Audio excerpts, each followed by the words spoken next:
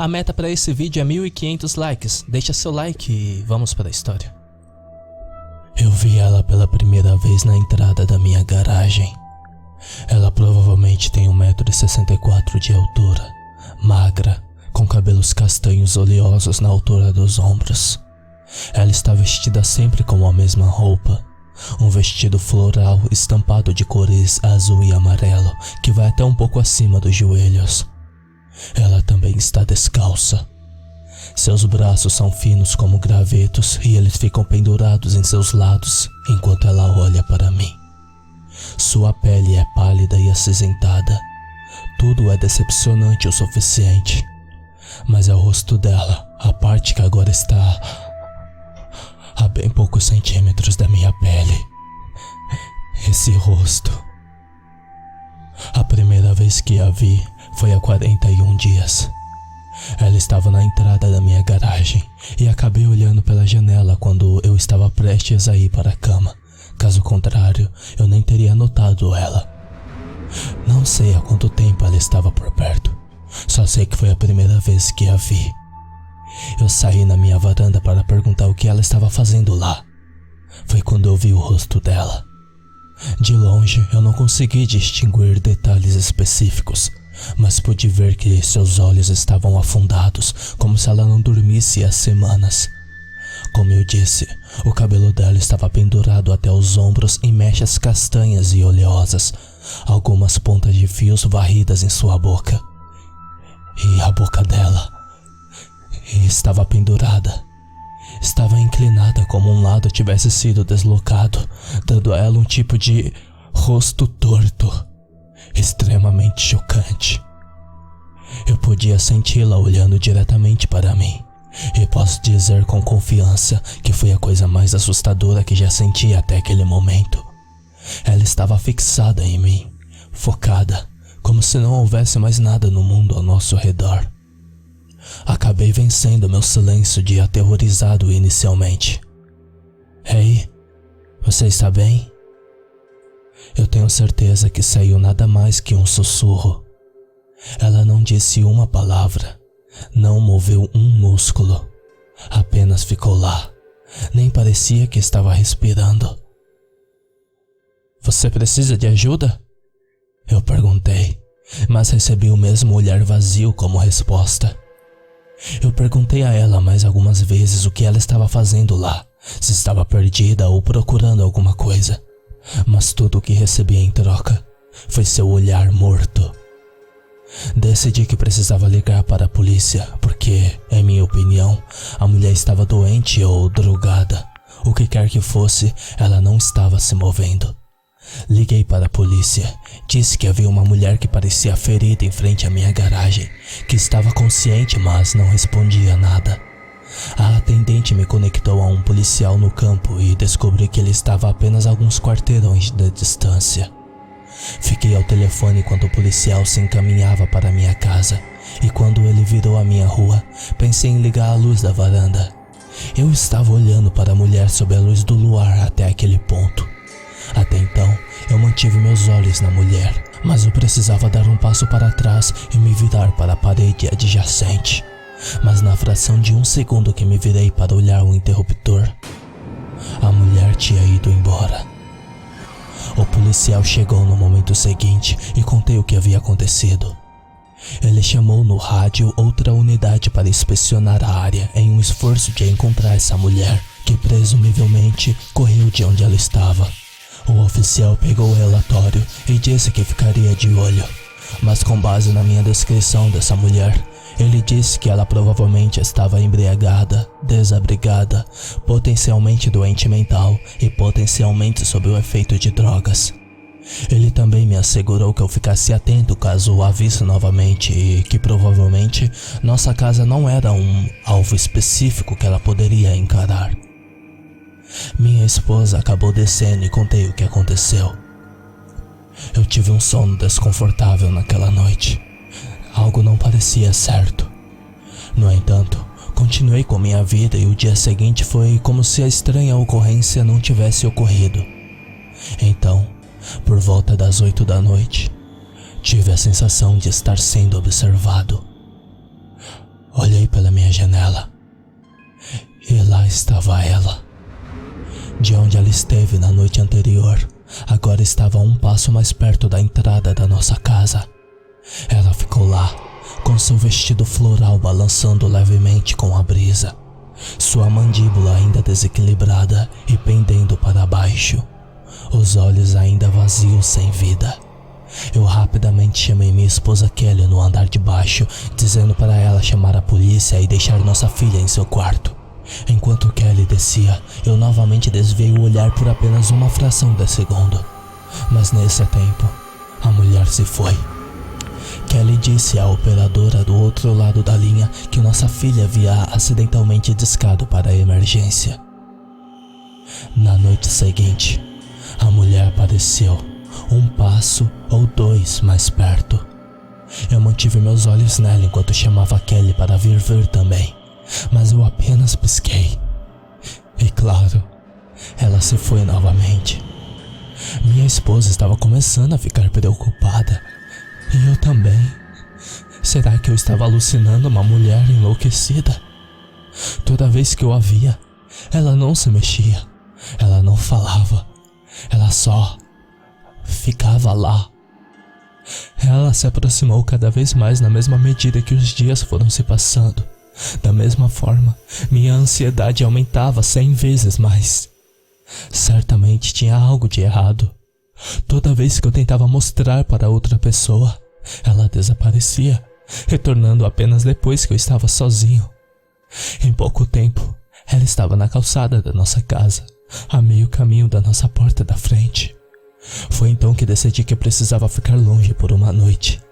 Kelly e eu fomos com nossa filha para um hotel, mas por volta da 1 da manhã, eu me levantei para o corredor do hotel. E lá estava ela, no meio do corredor, um passo ou dois mais perto comparado à distância que ela estava da nossa porta de casa. Ela ficou de pé, os olhos totalmente brancos e escancarado no visor macabro. Sair de casa não adiantava em nada, ela apenas parecia se mover um passo ou dois mais perto a cada noite. 13 noites atrás, foi quando ela finalmente entrou em casa. Meu escritório fica no final do corredor, alinhado com a porta da frente.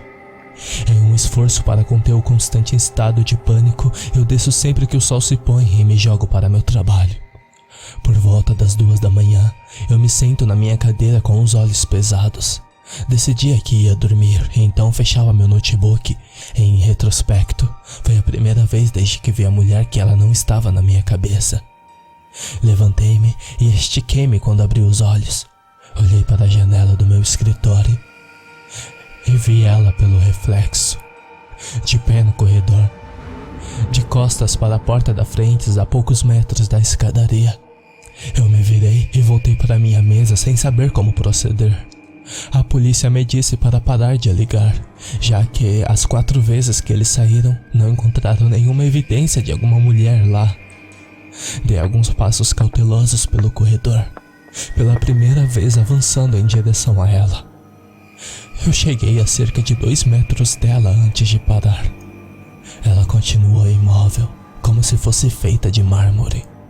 Sua mandíbula deslocada e pendurada, braços ao lado, olhos leitosos de branco, com íris azuis extremamente claras, completamente desprovida de qualquer sensibilidade, mas fixada sozinha. Eu não decidi subir as escadas. Eu escrevi uma nota para Kelly e disse que estava me internando em um centro de reabilitação mental. Fiquei lá por 4 dias, mas a mulher ainda me seguia, se aproximando um passo ou dois de onde eu ia dormir todas as noites. Eu não tinha ideia do que fazer. Nenhum dos remédios que me deram ajudou com as alucinações, e não tenho ideia de quem é essa mulher, nem o que ela quer. Aleguei que o que eu estava passando era por causa do estresse, de modo que não pude ficar na instalação por muito tempo. Eu decidi que vou morrer. Quero estar com minha família quando isso acontecer. A mulher não parece querer nada com minha esposa e minha filha. Então, o que ela quer, ela pode me ter.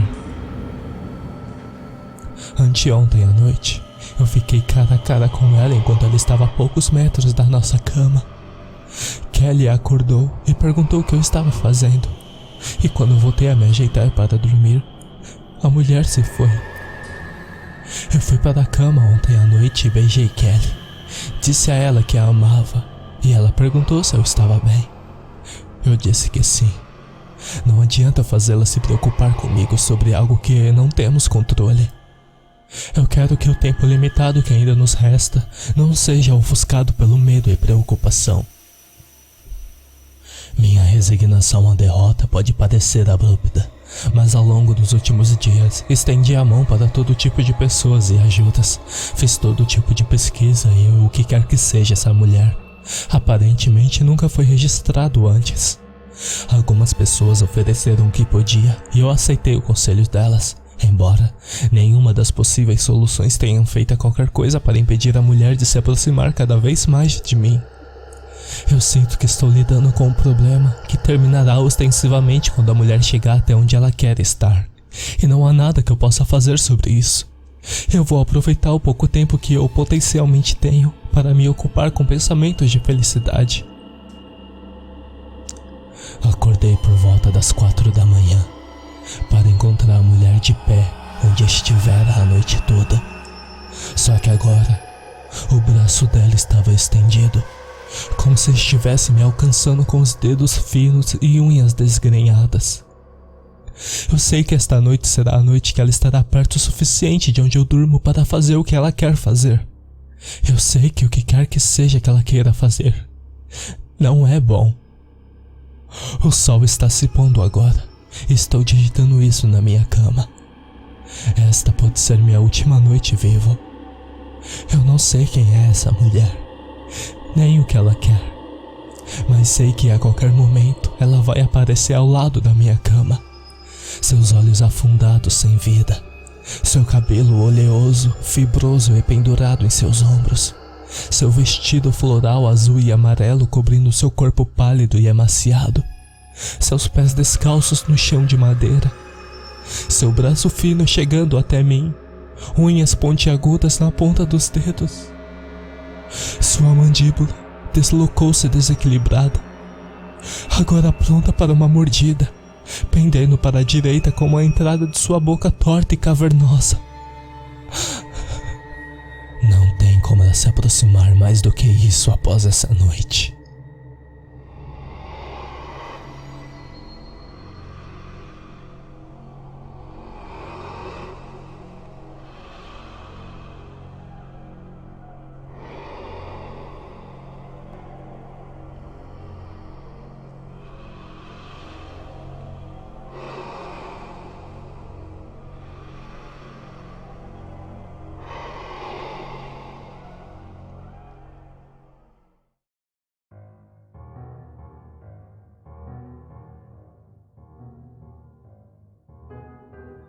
Nós estávamos estudando sobre o processo de colonização do Brasil. Eu estava lutando para ensinar a segunda série do ensino fundamental sobre como os portugueses não deram muita atenção aos domínios brasileiros nos primeiros anos de colonização, especialmente sem fazer uma diatribe sobre os males da escravidão e fazê-los absorver o conteúdo para a lição de casa. Um dia, eu estava gaguejando através de um estudo sobre as primeiras descobertas de minas de ouro, quando de repente, Jimmy deixou escapar. "Professor, você parece uma banana!" E as outras crianças riram, continuando com a piada imediatamente. "Sim, uma banana grande e gorda." "Exato, uma banana grande, gorda e fedorenta." Tudo bem. Eu sei que minhas roupas são um pouco engraçadas. Eu estava usando uma camiseta amarela da Ralph Lauren, uma calça brilhante cor mostarda e sapatos marrons. O caule, eu acho.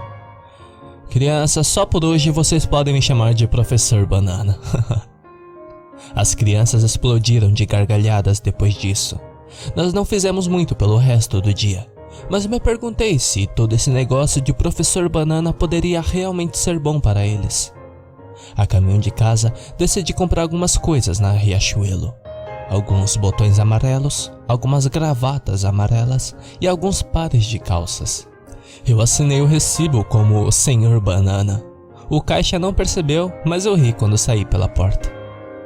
Descendo a avenida, tive um súbito desejo por pão de banana. Então, entrei no Pão de Açúcar e comprei alguns ingredientes. Imaginei que faria para mim e para meus alunos. Quando cheguei em casa, misturei os ingredientes e coloquei para assar no forno.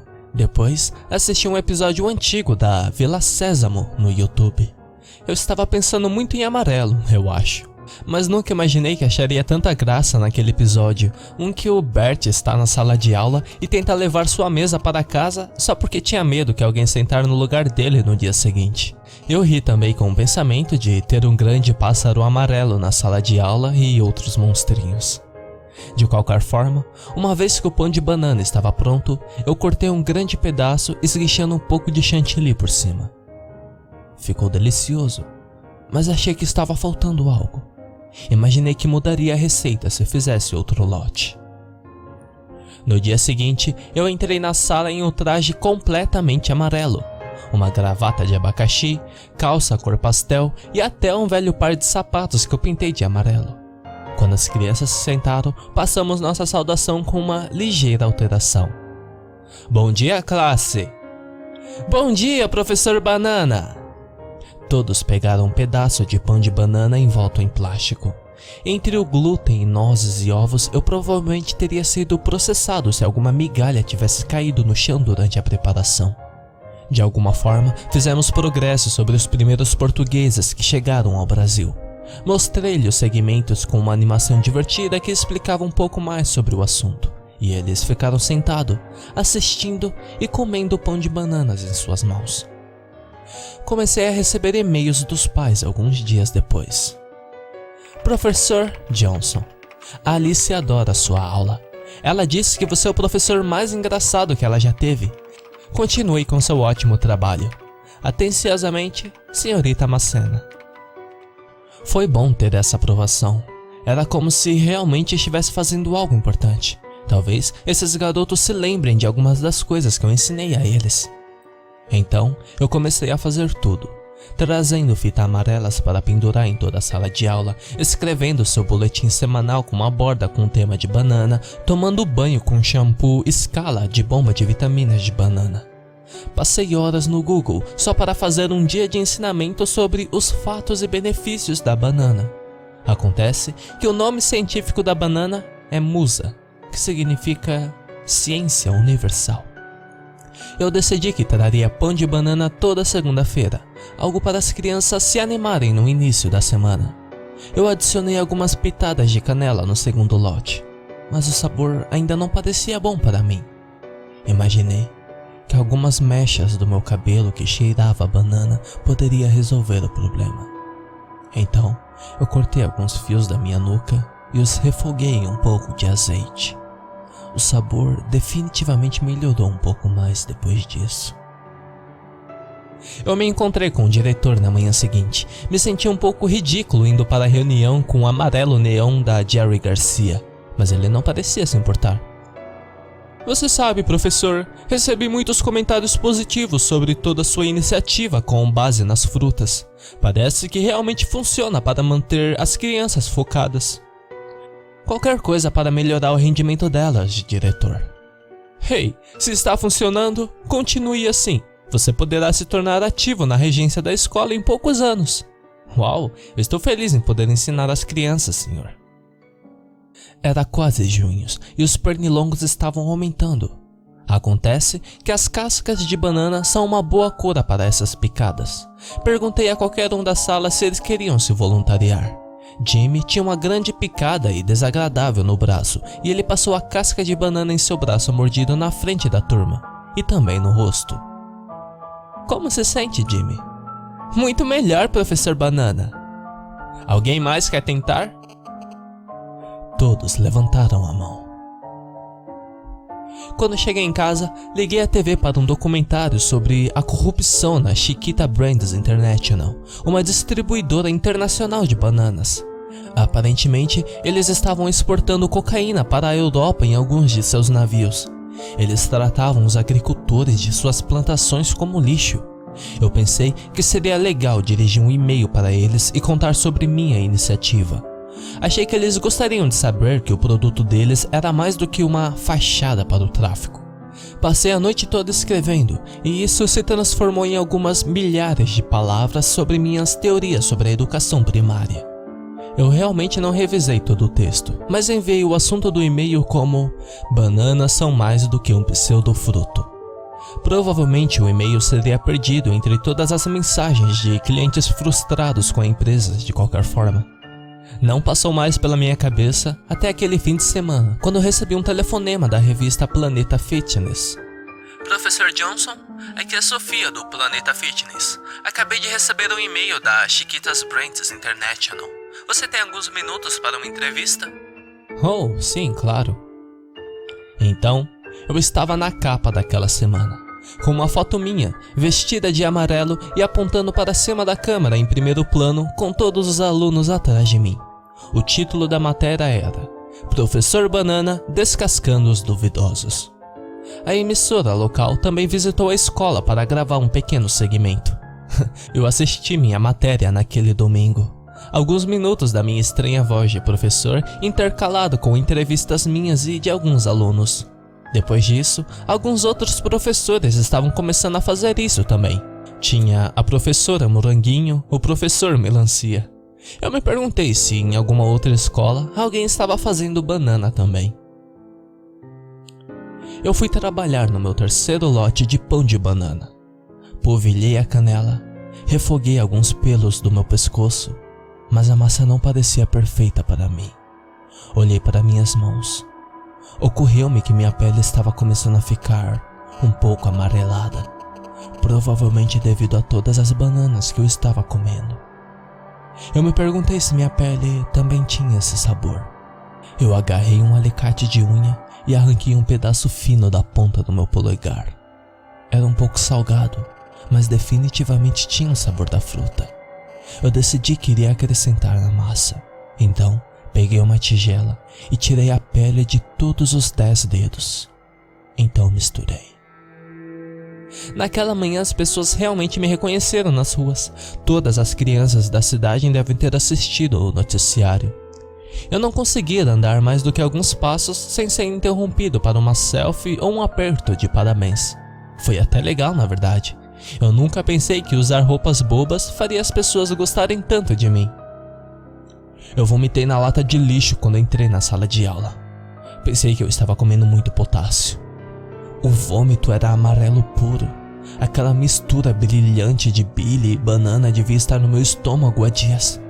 Cheguei lá cedo, assim não teria que me envolver com alguma conversinha ciumenta ou sarcástica com outros professores, do tipo: "Você é algum tipo de gênio?" ou algo assim.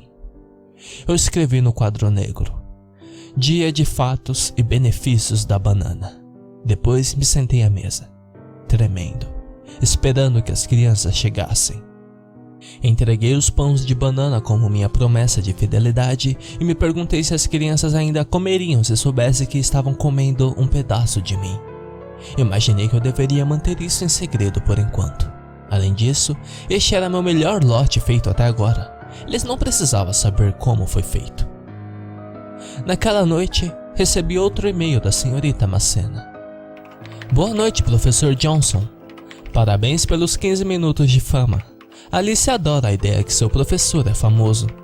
Nós realmente apreciamos todo o seu esforço, especialmente a culinária preparada para as crianças a cada semana. Apenas um detalhe. Alice encontrou um fio de cabelo em seu pão de banana esta noite. Certifique-se de manter as coisas limpas em sua casa. Nós não queremos que ela fique doente e perca a aula. Você me entende? Atenciosamente, senhorita Macena."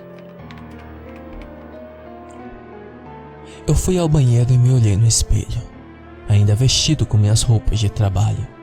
Me ocorreu que eu estava começando a parecer uma banana. Eu alucinei no topo do meu cabelo como uma haste curvada e pontiaguda. Eu me virei de lado, torcendo minhas costas para trás. Por um segundo, meu espelho no rosto desapareceu. Eu estava perfeitamente liso, perfeitamente curvado, perfeitamente maduro. Eu quase chorei quando me vi mudar para a aparência humana novamente, em vez de uma polpa deliciosa e amarelada. eu era apenas um sardento saco de sangue e ossos. Eu tirei minhas roupas e entrei na cozinha. Só para ter certeza, peguei uma faca de cozinha e fiz uma pequena incisão no meu antebraço. O sangue escorreu imediatamente e o lodo vermelho escuro começou a pingar no chão. Eu fatiei o outro braço para o mesmo resultado. Então me sentei, com raiva, apenas assistindo o sangue escorrer até minhas coxas e depois no chão. Acordei algumas horas depois, tremendo, coberto de uma crosta marrom de sangue seco. Tomei um café da manhã, tomei um banho, limpei os olhos e digitei uma pergunta no Google. Os escravos portugueses comiam bananas? Passei o fim de semana em casa, sem luz, assistindo o mesmo episódio da Vila Sésamo. Bert arrancando, puxando a carteira escolar, gritando com raiva: "Você disse que era minha mesa! Você disse que era minha!" No domingo à noite, eu cortei meu dedo mindinho esquerdo e fritei na frigideira. Eu cortei em pequenos pedaços e misturei a massa. O pão de banana ficou mais escuro do que o habitual, um pouco salgado, mas ainda delicioso. Enrolei a mão esquerda em gaze e fui para a cama. Acordei atrasado na manhã seguinte, só tinha alguns minutos para me arrumar. Coloquei uma camiseta da seleção brasileira e um par de calças amarelas. Enfiei o pão de banana na mochila e saí pela porta. As crianças olhavam para mim cauteloso enquanto eu entrava na sala de aula atrasado. Assim que me sentei, Jimmy levantou a mão.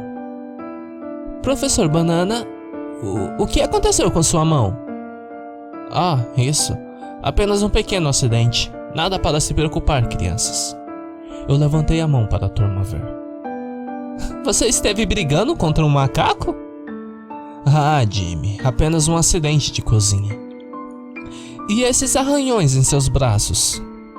Eu olhei para baixo. Meus antebraços estavam cheios de sangue. Os cortes devem ter abertos novamente de alguma forma. Eu não tomava banho há 2 dias. Não se preocupem, crianças. Deixe-me correr para o banheiro e me limpar." Saí correndo da sala de aula para o banheiro do outro lado do corredor. Eu tirei a gaze da minha mão esquerda, então bati o punho contra o secador de mão até que cada osso se quebrou. Eu ouvi um leve sussurro atrás de mim. Eu me levantei e virei na direção do espelho que cobria toda a parede. Era uma banana gigante, levemente machucada, mas em um belo tom de amarelo, com linhas pontiagudas projetando-se do caule. Ele se virou de lado, revelando uma curvatura perfeita, e me deu um grande sorriso. Andei em direção a ele, cada vez mais perto, até que meu nariz estava a centímetros do espelho. Então, ele estendeu a mão e agarrou a parte superior de sua haste, esticando bruscamente para o lado, se abrindo lentamente. A casca ia sendo removida, revelando aquela incrível carne branca de dentro, irradiando, respirando ofegante, mas linda. Então eu fiz o mesmo, arrastando minhas unhas no meu couro cabeludo, esculpindo meus ossos. A polpa fresca e arejada cobria meus antebraços e pedaços estilhaçados amarelos tremulavam meus pés. Então, eu estava nu pela primeira vez, olhando meus próprios olhos, minha própria carne, ofegante, aberta e avermelhada, finalmente acreditando que eu era algo mais. Eu pressionei meus lábios sangrentos contra o vidro. Uma brisa fresca correu pelo meu núcleo. Então, eu apaguei, para nunca mais acordar.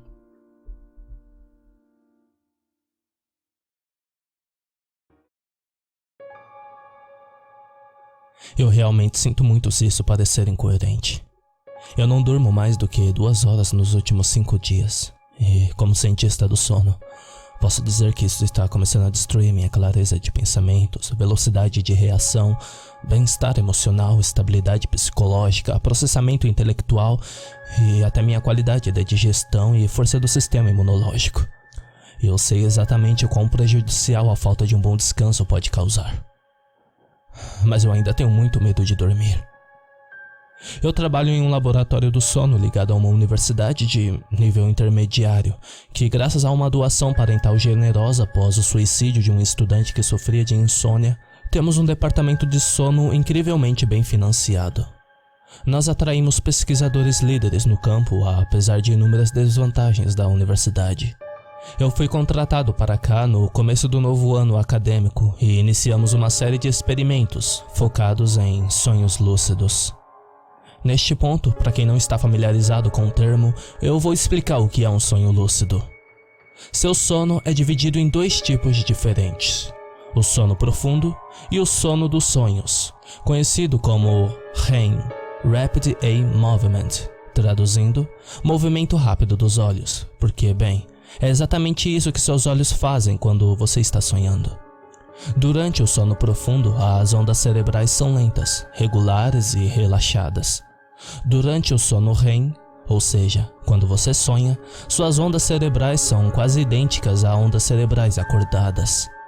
A maioria das pessoas não percebe que está sonhando até acordar, por mais bizarros e assustadores ou gloriosos sejam os sonhos. Eles parecem reais até em acontecimentos irreais. Mas uma pequena porcentagem das pessoas sabem que estão sonhando e pode usar esse conhecimento para controlar o que acontece no sonho. Essas pessoas são conhecidas como sonhadoras lúcidas. Fizemos uma experiência no laboratório, usando 7 alunos que se declararam sonhadores lúcidos. Dos 7, 4 deles acabaram exagerando suas habilidades de sonhar lucidamente. Nós temos maneira de verificar isso. Os 3 restantes não forneceram um grupo de controle suficiente para obter resultados confiáveis, mas eles provaram ser sonhadores lúcidos genuínos. Então, pensamos em usar isso como uma versão inicial do experimento para resolver problemas e depois aumentar ano que vem quando nosso financiamento for renovado. Qual era o nosso foco? Você deve estar se perguntando. Ver se poderíamos reproduzir a mesma narrativa dentro de um sonho, de novo e de novo, quase como uma hipnose guiada. Assim, isolar as partes dos cérebros que, dizendo coisas, por exemplo, abra uma porta, fale com determinada pessoa, coma um bolo. Eventualmente, talvez, muitas décadas depois, nós saberíamos como ler e até recriar os sonhos. Antes de dormirem, nossa narrativa era bem simples. Respire profundamente 3 vezes. Leve sua atenção, sua consciência para os músculos dos olhos e desligue-os completamente. Deixe-os bem pesados, muito pesados e relaxados. Esvazie sua mente, limpando todos os pensamentos que vierem em sua mente. Permita desligar todo o seu corpo, relaxando completamente até que você se encontre sonhando. Assim que você estiver consciente de que está sonhando, imagine uma sala ou um ambiente de sua casa. Quando imaginar esse local, abra uma porta e entre nessa sala. Na sala, haverá uma mesa de chá com 2 assentos. Sente-se em uma das cadeiras. Sirva-se de uma xícara de chá e beba esse chá delicioso. Quando terminar, sirva outra xícara de chá para o espaço vazio do outro assento. Não beba esse chá. Sinalize que você completou todos os passos, balançando a cabeça lentamente, e siga o resto do sono como desejar. Na primeira noite, as coisas correram muito bem. O paciente A, do sexo masculino, asiático com cerca de 20 anos, em excelente estado de saúde, completou os passos necessários e aparentemente saiu voando depois em seu sonho. Paciente B, do sexo feminino, branca de cabelos ruivos, 25 anos e em boa saúde. Aparentemente, ela sonhou fazendo sexo com um professor de matemática. Ela se desculpou e explicou que estava preocupada com as provas de matemáticas até criar a porta e a sala durante o sono. Paciente C, do sexo feminino, negra com tranças longas, com boa saúde, também completou os passos necessários e depois, por interesse ocioso, deixou que o sonho assumisse o controle para ver onde a levaria. A segunda noite passou sem problemas também. O mais curioso foi a paciente B, que começou a sonhar fazendo sexo com um personagem de soldado de um jogo de FPS. Espero que não exponha a paciente revelando confidencialmente que ela era uma estudante de produção de jogos digitais e modelagem 3D. Não foi até a terceira noite que começamos a ter problemas. Todos os pacientes dormem em um dormitório grande e largo, com cada cama cercada por outros por meio de um conjunto de painéis móveis, de modo que eles têm sua própria pequena cápsula. Esperávamos construir uma série de pequenos cômodos individuais assim que o financiamento fosse renovado. Estas cápsulas estão ligadas a eletrodos que monitoram funções corporais e ondas cerebrais. Eles também são filmados com uma câmera de visão noturna discreta para que possamos observá-los a partir da sala de controle sem precisar perturbá-los. A paciente C, nossa sonhadora lúcida mais eficiente, ela atingiu o sono REM com eficiência e acordou no meio do ciclo REM. Acordou é um termo bastante gentil para o que aconteceu. Todo o seu torso se levantou da cama como se tivesse sido apunhalada pelas costas. Ela se contorceu com um grito assustador. Então, ela abriu a cápsula, sentou-se na cama e começou a soluçar. Eu estava correndo para o laboratório naquela noite e foi correndo para a cápsula. Sim, eu estava preocupado com o bem-estar dela, mas também não queria que ela acordasse os outros 2 pacientes. Eu a ajudei a sair da cama e ela começou a chorar baixinho. Eu não tenho um coração duro e coloquei meu casaco sobre ela e levei até a sala de controle. Ele não queria ir embora. Ele não queria. Ela continuou chorando. Tudo bem, está tudo bem. Eu continuei murmurando em resposta. Quando a levei para a sala de controle, mandei um dos pós-doutorados para levar uma xícara de chá, sem cafeína, e perguntei a ela o que havia acontecido. A paciente C estremeceu profundamente. Naquela sala, na mesa de chá, havia um homem. E o que ele estava fazendo? Ele estava sentado ali, no outro espaço. Eu não sou um sonhador lúcido. Se eu tivesse sonhado com um homem sentado à mesa, agradeceria a todas as divindades que me escutassem por não me enviarem um sonho de ansiedade. Como quando eu sonhei que chegava em casa e descobri que minha ex comeu parcialmente meu gato. Então eu disse, eu acho que tudo pode parecer ameaçador quando você aceita que é um pesadelo. A paciente C, manchada de lágrimas, olhou para mim com uma nitidez impressionante. Eu não tenho pesadelos, ela disse deliberadamente. Eu posso controlar todos os meus sonhos, é por isso que você me escolheu. O problema é que ele não queria ir embora.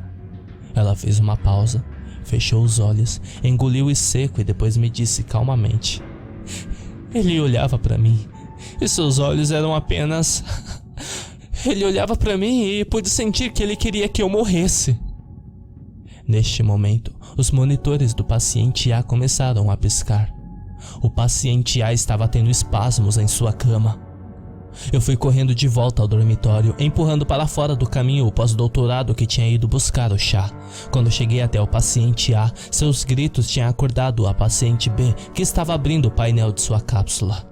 Ainda sonolenta e perguntando o que estava acontecendo, eu puxei os painéis de volta em suas ranhuras, peguei o paciente A e o sacudi com força. Eu não deveria ter feito isso, não foi profissional, mas eu já estava enervado. O paciente A, ao chegar em uma consciência terrível, estava gritando. Você não estava lá! Você não estava lá! Ele não pode me machucar! Você não pode me machucar! Ele não estava lá! Não me machuque! Ele estava gritando como alguém que estava em desespero de agonia. Incrivelmente, o paciente A teve o mesmo sonho que o paciente C, só que depois que o desconhecido se recusou a sair, o paciente A serviu-lhe uma xícara de chá e começou a usar a criatividade para criar piadas. Acontece às vezes comigo, explicou ele. Eu nem sempre tenho o controle perfeito dos meus sonhos, mas quando eu sei que é um sonho, não fico incomodado, então pensei em me distrair com ele. E depois de terminar, ele disse que o rosto do homem tinha se concentrado em uma expressão de ódio venenoso. Paciente A começou a sentir-se desconfortável, não com medo, mas com desconforto físico, como se ele tivesse corrido uma maratona e estivesse lutando por seu fôlego. Ele aparentemente tentou banir o homem do sonho, se concentrando em trocar de ambiente, e o desconforto foi diminuindo. Quando o paciente A começou a lutar pela respiração, o homem, com o rosto torcido de fúria, começou a sangrar. Tinha começado a sangrar? Eu repeti. Sim, ele começou a sangrar. De onde? De todos os lugares. Ele então estava assistindo esse banho de sangue sem ferimentos e começando a sufocar quando eu sacudi para acordá-lo. A paciente B não tinha sonhado com nada semelhante aos outros. Jon Snow, de Game of Thrones, ela murmurou quando questionada com o que sonhou. Mas os pacientes A e C nos deram descrições do mesmo homem. Um jovem de 21 anos, bochechas marcadas com rosácea, lábio e cabelos oleosos, olhos vermelhos com sombras profundas debaixo deles, um dente da frente torto e rosto cansado e cheio de ódio. Lamento em dizer que a principal reação dos pesquisadores no laboratório foi excitação. Parecia que havíamos conseguido criar uma figura compartilhada, talvez degradada das profundezas primárias da inconsciência humana, usando uma narrativa esquelética dos sonhos. O supervisor do laboratório, meu gerente de linha direta, insistiu para que realizássemos o experimento na quarta noite. Os pacientes A, B e C estavam inseguros, mas tudo ficaria melhor após um dia normal de rotina, não acha? Então, a quarta noite de experimento começou. Eu não estava no laboratório. Você pode imaginar, os cientistas do sono sabem muito bem sobre o sono e, como consequência, é considerado antiético privar os cientistas que trabalhem no laboratório do sono baseado no ritmo cardíaco por mais de 3 noites consecutivas. Me lembro de muitos anos atrás escrever minha tese no TCC sobre os perigos da saúde que o trabalho noturno pode causar. Meu pai, por exemplo, trabalhava no período noturno e morrera há pouco mais de 50 anos. Então eu fui para casa, para meu gato de estimação em meu enorme apartamento. Eu fui para a cama. E eu sonhei. Eu sonhei que precisava comprar tinta para uma impressora em uma loja. No meu sonho, eu fui até um funcionário da loja com uma foto do modelo da minha impressora HP. Com licença, eu murmurei. Eu não sei exatamente o modelo, mas estou procurando cartucho colorido para minha impressora. Você reconhece esse modelo? O vendedor se virou e me olhou fixamente nos olhos com expressão mais profunda de puro ódio.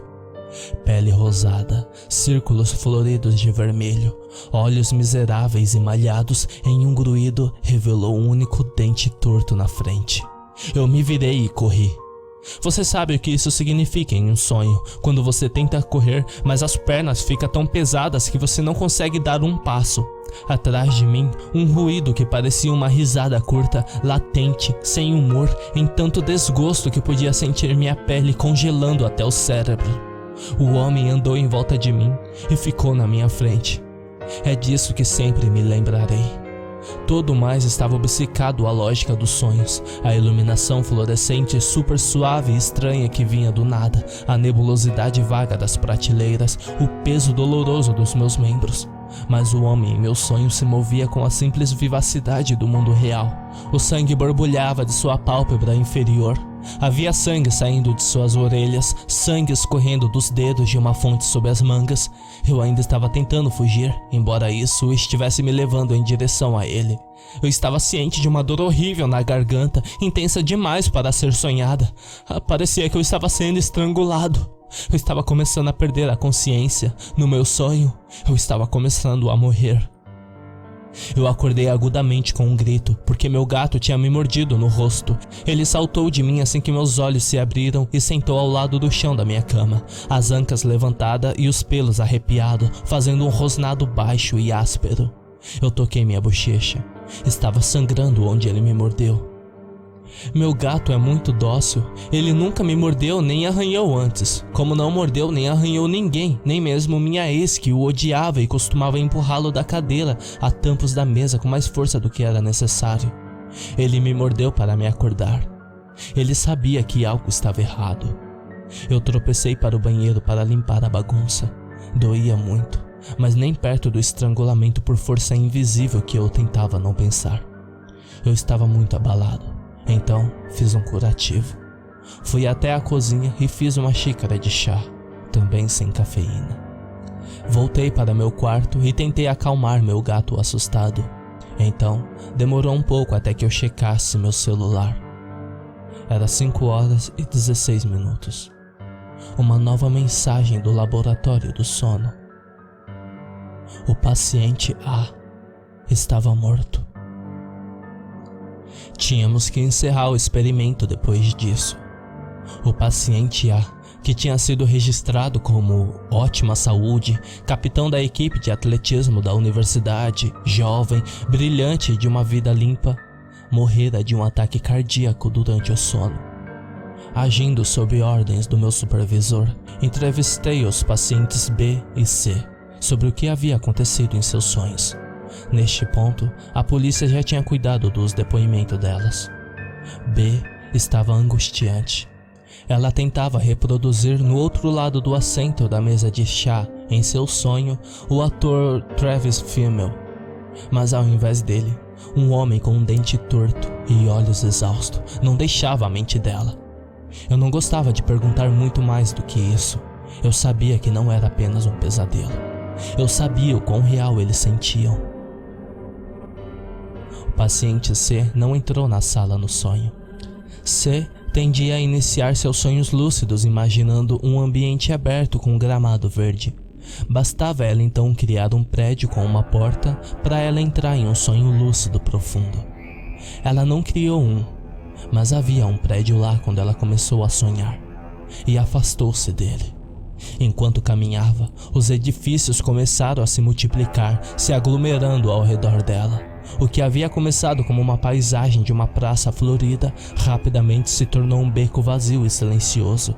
Ela se recusou a entrar em qualquer porta. Enquanto andava, ela disse que podia sentir o rosto, o mesmo rosto de antes espiando através da janela dos prédios, trancando sua careta de puro ódio através dos vidros. Ela nunca olhou diretamente para ele. Ela continuou andando, fugindo, mesmo quando as ruas se estreitavam e os prédios se tornavam mais decrépitos. Ela andou até encontrar-se a estrada terminada em um beco com um único prédio no final. A porta já estava entreaberta. Ela se virou e tentou sair, mas não importava em que direção se virasse. Ela estava no final de um beco e com um único caminho para a frente. Felizmente, uma palavra estranha para se usar devido às circunstâncias, o agito em torno da morte repentina do paciente A a acordou. Enviei um e-mail com os depoimentos e relatórios para meu supervisor, e ele respondeu quase imediatamente, pedindo para que eu fosse vê-lo. Ele estava em seu escritório, preenchendo uma papelada. Eu achava que seria uma papelada de seguro após a morte do paciente no laboratório, mas não era. Ele estava pedindo mais financiamento. Lamento dizer que consegui ler de cabeça para baixo. Eu estava agitado, com dor e cansado, e bati na mesa. Você não pode estar pensando seriamente em pedir mais financiamento por mais um ano. Depois disso, ele suspirou profundamente. Um estudante morreu. Você acha que eu não sei? Respondeu ele. Se eu não tentar, nosso departamento vai acabar. Seu trabalho, meu trabalho, o dos doutorados, as cobaias, todos dentro desse projeto. A universidade não tem orçamento para nós. Eles não têm orçamento para nós? Eu gaguejei. Por que eles não querem investir em nós? Também fazemos parte da universidade. Ele me deu um olhar longo e direto.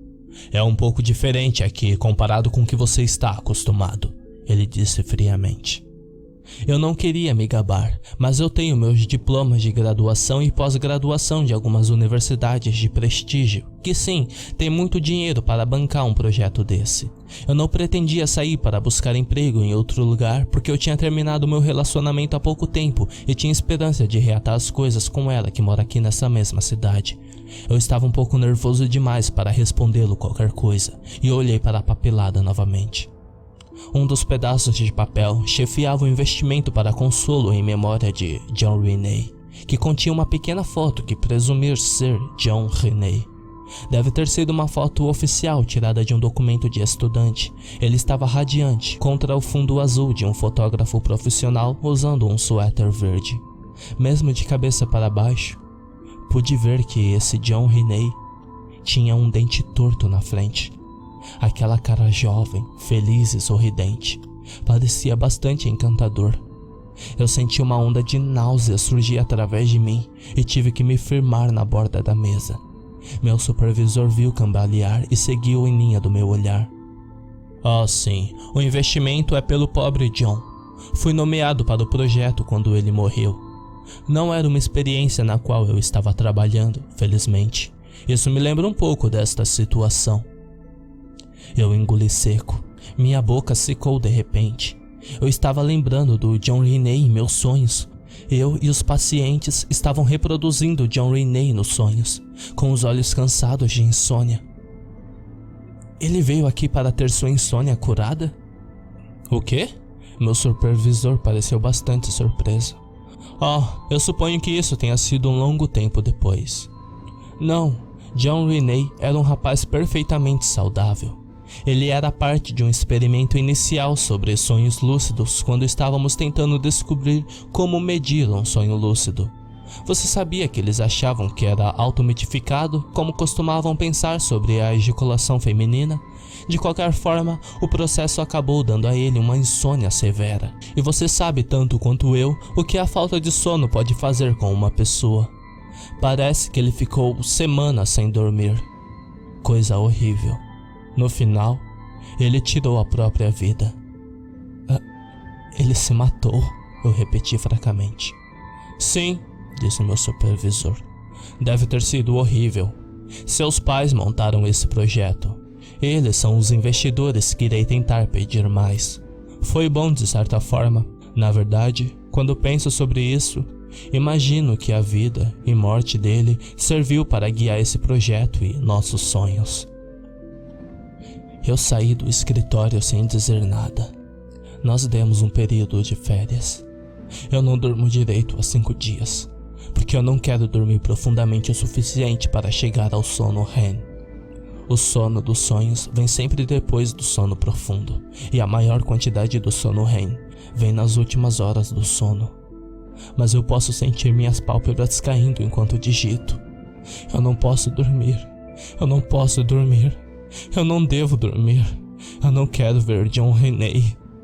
Oh meu Deus, eu preciso dormir. Por favor, me ajude.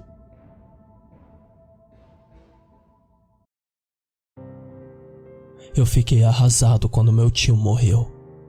Meus avós ficaram involuntariamente grávidos do meu tio Matt por volta dos 40 anos. E 4 anos depois, minha mãe me teve.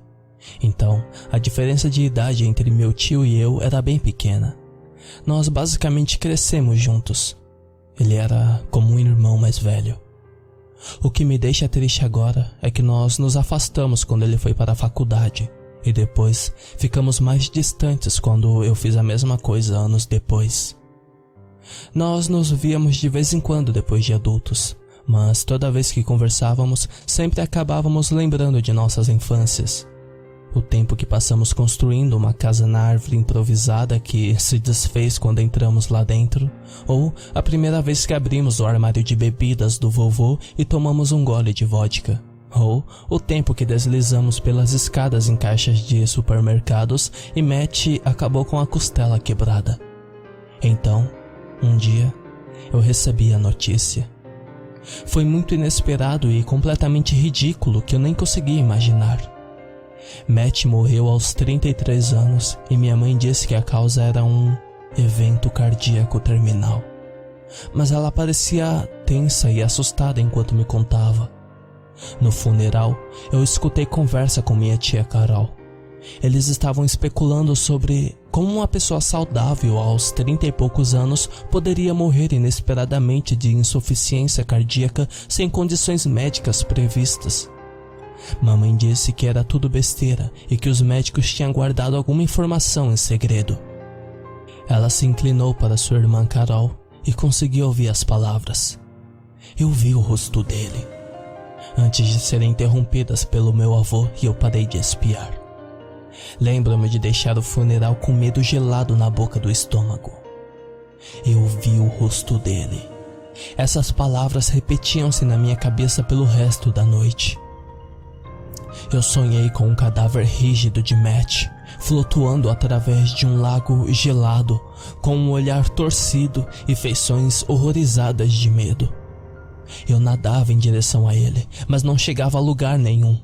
Eu só pude ver quando ele afundou mais e mais nas profundezas escuras e acabou sendo engolido pela escuridão.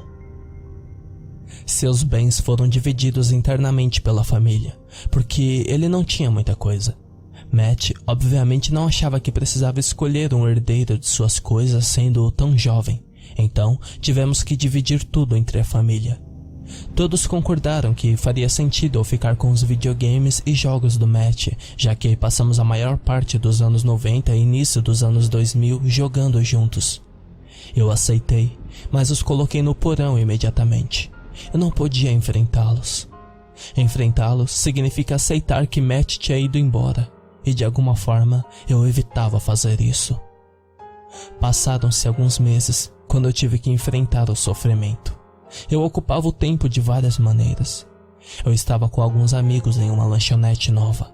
Era tão incrível e saboroso o hambúrguer de lá que meu primeiro pensamento foi em contar para Matt e então eu percebi que isso nunca seria possível e simplesmente desmoronei. Eu chorei ali mesmo no restaurante na frente de todos os meus amigos. Então, nenhum deles sabia como reagir. Em vez disso, eles me deixaram sair. Ninguém tentou me impedir. E eu simplesmente fiquei feliz por não me perguntarem. Passei os dias seguintes longe do trabalho, longe dos meus amigos e geralmente longe da minha vida cotidiana. Todos estenderam a mão para mim e ofereceram sua ajuda, mas eu recusei casualmente e disse a eles que tudo o que eu precisava era de apenas um pouco de tempo e espaço. Eu não sei como tirar as coisas do Matt do porão iria ajudar, mas levei tudo para a sala e comecei a montar. Primeiro estavam os jogos novos, a maioria das quais eu já tinha minhas próprias cópias. E então, lentamente passei pelas caixas como se estivesse voltando no tempo. Nós amávamos mais os jogos de terror, especialmente na era do PlayStation 1. Resident Evil, Silent Hill e Clock Tower eram de longe os mais assustadores da época. Eu amo todos eles.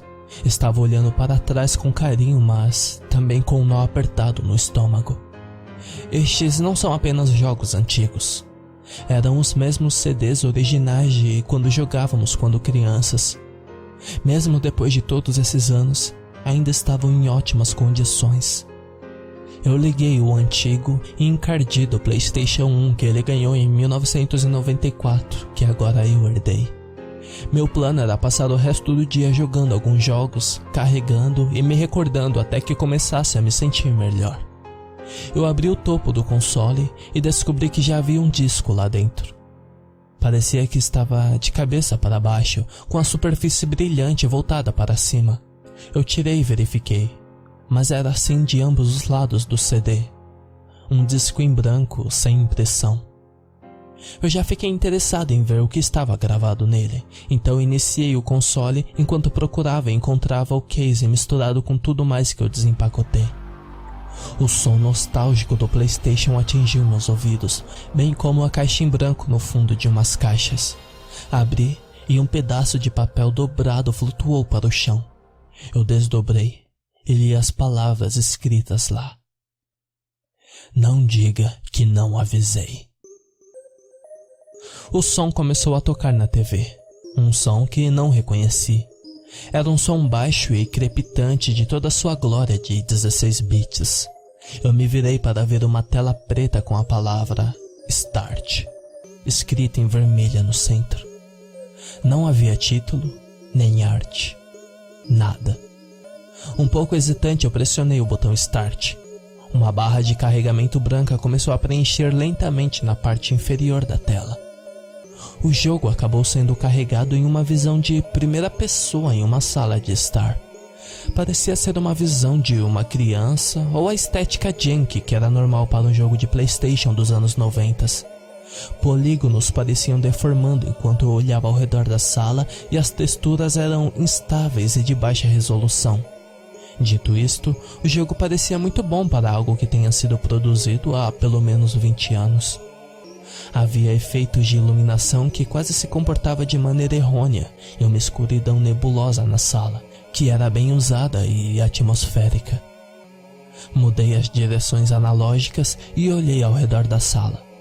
O som dos passos do personagem se agitando era algo fortemente nostálgico para mim. O quarto em que eu estava era esparsamente decorado. Havia um pedaço de papel na mesa de café. Eu apontei a cruz central para ela e pressionei X. Aquele que luta contra monstros deve ser cuidadoso com o treinamento. Esse se torna um monstro também. E se você contemplar por muito tempo para dentro do abismo, o abismo também olhará para dentro de ti. Essas palavras apareceram na tela em uma fonte branca simples, apenas por tempo suficiente para eu lê-las. Então, desapareceram abruptamente e não voltaram a aparecer de novo, não importando quantas vezes eu amassasse o botão X. Eu andei um pouco pelo quarto e encontrei uma chave que, quando eu peguei, apareceu uma simples mensagem na tela. Você pegou a chave antiga. Eu usei a única passagem da sala e uma animação iniciou, assim como nos velhos jogos de Resident Evil, onde uma porta se abria para mudar o cenário. Quando o jogo carregou de volta, eu estava de pé em um corredor escuro e havia um som estranho vindo de algum lugar, como um cachorro chorando talvez, ou tentando soltar uma bola de pelo. Eu andei pelo corredor, tentando abrir as portas ao longo do caminho, apenas para descobrir que cada uma exibia a mesma mensagem. A porta está trancada.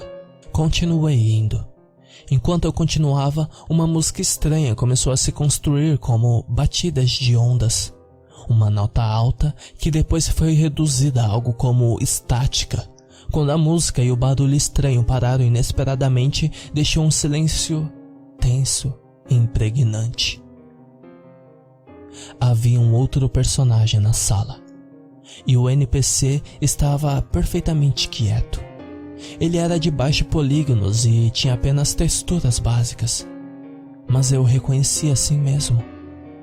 Ele parecia quase exatamente como Matt, em seu capuz cinza característico e calças jeans pretas. Eu me aproximei do personagem e pressionei X.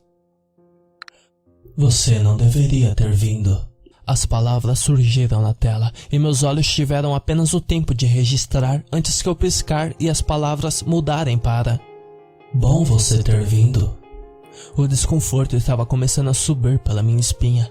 Eu pressionei de novo e de novo. Você vai olhar para trás de você? Eu me virei. Não no jogo, na vida real. Meu coração estava batendo fortemente no meu peito. Não havia nada lá. Eu voltei para a tela e as palavras mudaram sem eu pressionar nada. Eu disse, não olhe para trás de você. Eu pressionei X e as palavras desapareceram, dando-me liberdade de mover meu personagem novamente. Eu virei e comecei a jogar. A porta ainda estava lá, mas não voltava para o corredor. Dava para uma sala diferente. Eu voltei novamente, mas Matt, ou quem quer que fosse, não estava mais lá. Eu me mudei para a sala ao lado e quase deixei o controle cair quando entrei lá. Apesar das texturas baixas e dos gráficos básicos, era sem dúvida a sala de estar da casa de Matt. Exatamente sua sala. Eu o reconheci no segundo que entrei lá. A iluminação era baixa e não havia estática proveniente da TV, que fornecia a única luz da sala. Havia um novo personagem na sala, sentado no sofá. desta vez com a cabeça voltada para uma TV. Era minha mãe. Eu movi em direção a ela e apertei X. Sua mãe está assistindo televisão com expressão de felicidade no rosto. Eu pressionei X e as palavras desapareceram. Eu tentei novamente, mas o resultado foi o mesmo. Eu virei a atenção para a televisão dentro do jogo e pressionei X quando cheguei perto o suficiente. A televisão está exibindo um vídeo feliz. Essas palavras diziam, mas tudo que eu via na tela era estática. Depois o texto mudou. É um vídeo de seus pais te mergulhando na banheira quando bebê. Você está chorando e se debatendo contra eles.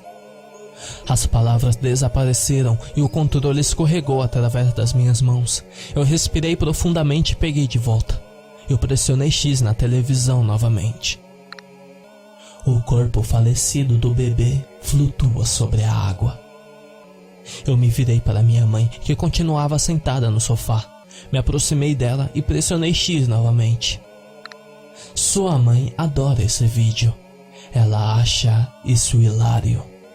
As palavras desapareceram da tela e uma gravação de 16 bits da minha mãe dando risada começou a soar dos alto-falantes, mas soou quase como um grito. Eu inclinei para a frente e passei a mão sobre o botão Power do PlayStation. Eu me perguntei se deveria continuar jogando esse jogo bizarro. Talvez fosse uma brincadeira, uma pegadinha. Eu olhei de volta para a tela e agora a televisão estava focada em um outro personagem. Desta vez, era eu. Não toque nesse botão. Essas palavras apareceram na tela exatamente um segundo antes de eu apertar o botão. O console desligou e eu dei um suspiro de alívio antes de abrir a tampa e tirar o disco de dentro, arremessando-o pela sala. Ele atingiu a parede e o CD se partiu em alguns pedaços. Eu corri para o andar de cima e me arrastei para a cama. Ainda estava claro lá fora, mas eu estava emocionalmente exausto e tremendo de medo. Fiquei ali pelo que pareceram horas, com lágrimas silenciosas escorrendo pelo meu rosto, até que finalmente, felizmente, eu adormeci. Eu acordei no meio da noite com a sensação de que algo estava errado. Eu procurei pelo meu celular na escuridão e o encontrei. Iluminei com a luz da tela ao redor do quarto para certificar de que estava sozinho. Me deitei, agradecido por o medo não ser nada. Então, eu ouvi aquilo. Era a mesma música bizarra. O PlayStation tinha sido ligado. Era a mesma música bizarra. O som foi iniciado, em seguida foi crescendo o volume como batidas de ondas antes de diminuir para estática. Estava vindo do andar de baixo. Minha primeira reação foi ligar para a polícia, pois eu estava sozinho em casa. Mas o telefone não respondia nada além de estática do outro lado da linha. Liguei para minha mãe e tive que reprimir um grito de alegria quando ela atendeu o telefone. Alô? Ela disse, parecendo animada. Mãe, aqui é o Charlie, eu respondi sussurrando. Chame a polícia, mande eles virem aqui em casa e... Eu assisti um vídeo engraçado. Ela me cortou, rindo para si mesma. Seu pai afundava você na banheira. Você não se lembra? Mãe, é você? Eu que pedi para ele fazer aquilo. Ela disse com um tom suave. Ele nunca quis ser pai. Eu também não queria você. Desejamos muito que você morresse. Eu encerrei a ligação e tentei discar para a polícia novamente. Eu apenas ouvi as mesmas estáticas de antes e desisti. Na minha frustração, eu joguei o celular e arremessei através da porta que atingiu o corredor, onde ele quicou e caiu no chão até que descansou no topo da escada. Eu não faço ideia de quanto tempo eu levei para criar coragem de me mover. Pode ter sido alguns minutos, mas pareceu muito mais longo. Eu gostaria de dizer que caminhei confiante e corajoso, mas a verdade é que fui me arrastando pelos cantos. Eu me arrastei tão devagar que mal me movia, ouvindo a música horrível que vinha do andar de baixo. Cheguei até o telefone e o peguei. Tentei ligar para outro número na lista de contatos, qualquer um, mas não importava quem eu discava. Tudo que eu ouvia era estática. Eu tentei acessar a internet, mas a rede não estava funcionando. Eu estava apenas começando a pensar em tentar sair pela janela do andar de cima, quando ouvi uma voz me chamando para o andar de baixo, me arrepiando até os ossos. Hey, amigo, você está aí em cima? Vem aqui, é o tio Matt. Era a voz dele. Inconfundivelmente era a voz dele. Mas algo estava errado. Ele nunca foi tão alegre e, com certeza, nunca teria se chamado de tio Matt. Nunca chamou qualquer um de seus sobrinhos assim, muito menos eu, que era muito próximo dele. Você vai descer, jogador? Eu estou com vontade de jogar aquele jogo. Não sei por que eu comecei a descer as escadas, ou onde eu encontrei coragem para fazê-lo. Mas algo me dominou naquele momento. Foi uma compulsão que eu não pude resistir. Meu coração estava batendo tão forte e tão rápido no meu peito que estava com dificuldade de respirar. Cheguei ao final da escada. Entrei alguns passos na sala de estar. Eu estava sozinho, mas a TV estava ligada. A tela era preta, então o brilho era escuro, mas definitivamente estava ligada. E o PlayStation também. O disco não estava onde eu havia deixado, embora o grande pedaço que havia quebrado ainda estivesse lá. Eu me abaixei para pegá-lo, quando uma risada de 16 bits distorcidos da minha mãe saiu da TV novamente, me fazendo pular e me forçando a ficar de pé. Minha reação de luta ou fuga estava em alta velocidade e eu estava tremendo de adrenalina, ou talvez medo, provavelmente ambos. Então, algumas palavras começaram a aparecer na tela. Este é meu grande trabalho. Eu dediquei meu coração, meu sangue, minha alma nisso. Eles me deram 4 dias. Eles disseram apenas 4 dias. Então, essa é sua herança. Diga adeus às pessoas que você ama. Você virá comigo. 4 dias. A música atingiu o mesmo ritmo de onda novamente, exceto que não teve a chance de se tornar estática neste momento. Terminou tão repentinamente como antes, só que dessa vez foi por uma razão diferente. Eu acordei contra a luz do sol, que irradiara através das venezianas de minhas persianas e cambaleava em minha cama. Meu telefone estava ao meu lado. Não havia chamadas discadas na noite anterior. Teria tudo sido um sonho. Eu joguei o edredom e corri para o andar de baixo, para encontrar o disco quebrado exatamente onde ele havia caído no dia anterior. Tomei um banho, me vesti e decidi que precisava sair de casa. O que quer que tenha acontecido no dia anterior, o que quer que eu tenha visto, eu não podia afirmar se foi real ou quanto disso tinha sido imaginado. Minha dor realmente distorcia tanto minha percepção que eu nem sabia a diferença entre um sonho e realidade. Eu decidi que não queria saber a resposta para isso. Eu não queria saber o que tinha visto naquele disco. Talvez não houvesse nada. Talvez eu estivesse apenas pressionando botões em uma tela preta. Eu não queria pensar nisso. Então, coloquei meu casaco e dirigi para a porta. Minha mão estava apenas a centímetros da maçaneta quando uma vibração e uma mensagem de texto chegou. Eu olhei para a tela e meu sangue gelou imediatamente. Era uma única mensagem, enviada a partir do número de Matt. Não se esqueça. 4 dias, amigo.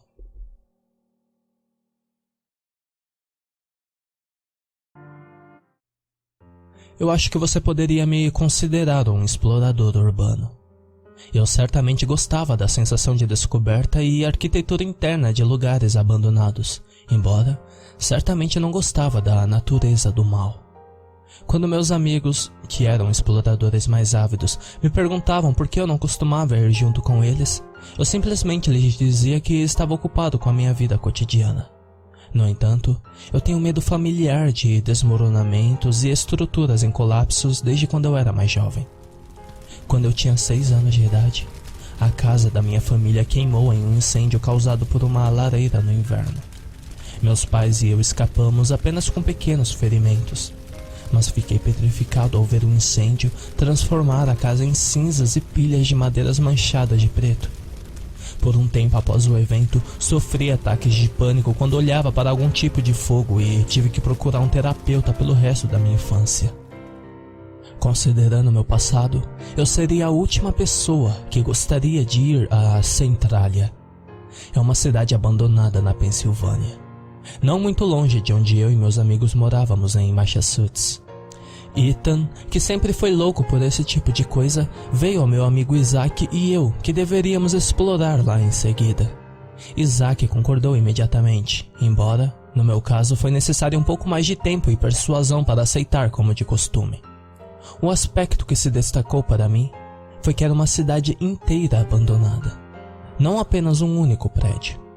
Eu estava muito mais relaxado com a ideia de explorar uma área aberta em vez de uma estrutura singular, então não tive muito problema com essa aventura. Como já morávamos no norte da Pensilvânia, a viagem não demorou muito.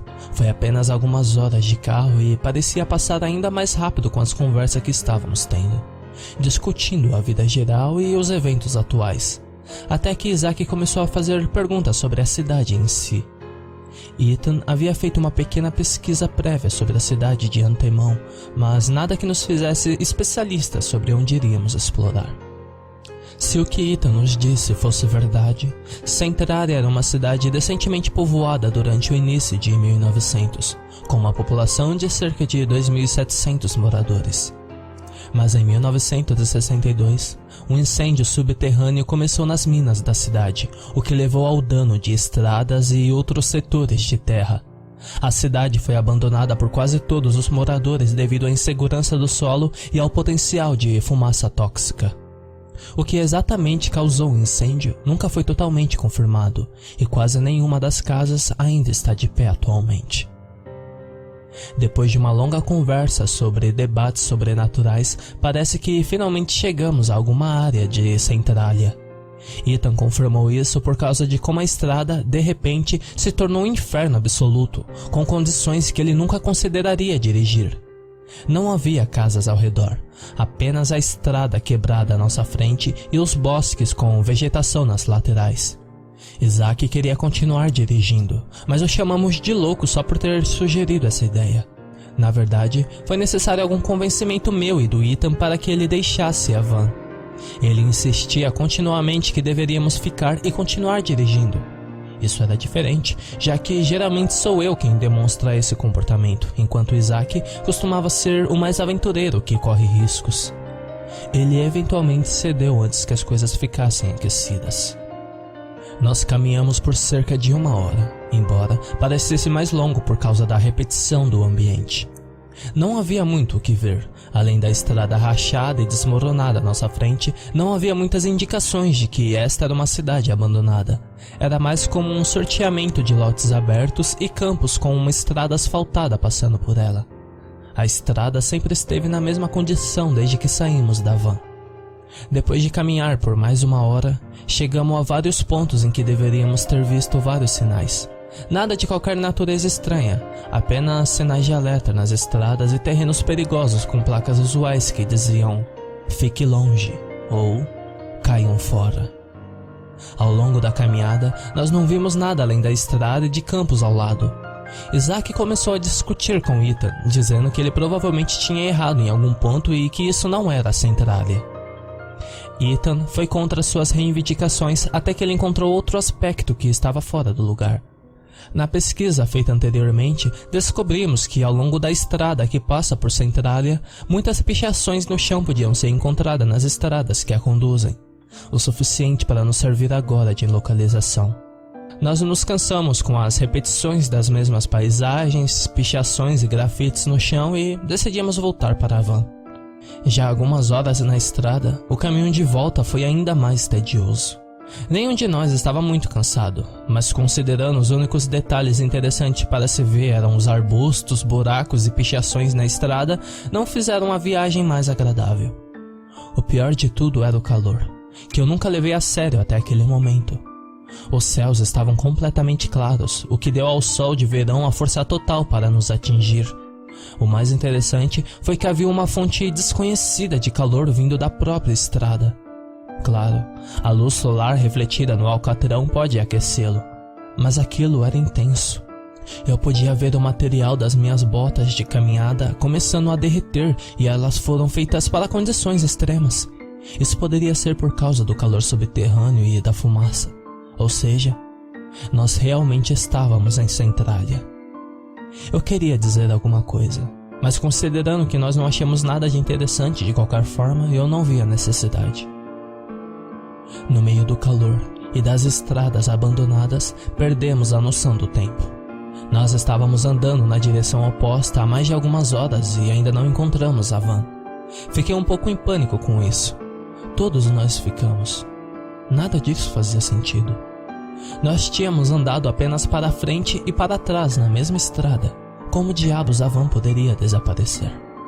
Não havia como identificar alguma área familiar, pois tudo parecia a mesma paisagem, tanto no caminho de ida quanto no de volta. Ethan e Isaac discutiam sem parar como havia feito recentemente. Eu estava apenas ignorando tudo, pensando no que diabos poderia ter acontecido para causar isso. Tanto a discussão quanto o pensamento pararam quando vimos algo à nossa frente. Uma casa. Uma casa que parecia ter sido incendiada, o que é esperado considerando a cidade. Não foi nada seriamente significativo, apenas uma casa padrão de 2 andares. Havia 2 janelas que podiam ser vistas no segundo andar, mas nenhuma no primeiro, pelo menos da nossa visão de frente.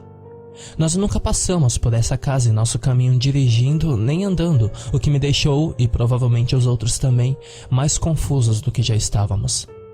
Sem hesitação, Isaac correu para a casa. Não sabíamos o porquê. Ethan tentou agarrá-lo quando ele se lançou para a frente, mas não conseguiu pegá-lo. Nós gritamos para ele enquanto ele se aproximava da casa. Ele nunca olhou para trás e só nos disse para calar a boca. Nós não tivemos outra escolha senão segui-lo. Nós não poderíamos simplesmente deixá-lo afinal. Mas Ethan e eu estávamos relutantes em entrar naquela casa. Isso era completamente incomum para Ethan, já que ele tinha estado em inúmeras casas abandonadas antes. Mas há algo muito inquietante em uma casa que aparece do nada, entende? Eu tive um pequeno flashback da minha casa em chamas assim que começamos a andar, mas eu parei antes de ficar muito desconectado. Enquanto nos aproximávamos da casa, também nos chamou a atenção os grafites que estávamos pisando ao longo do caminho. Ao longo do caminho havia uma quantidade imensurável de palavras e símbolos pichados no chão, nenhum dos quais podíamos entender. As palavras pareciam estar em algum tipo de língua estrangeira que não fazia sentido. Os símbolos não se pareciam com nenhuma forma de cultura que vimos ou estudamos.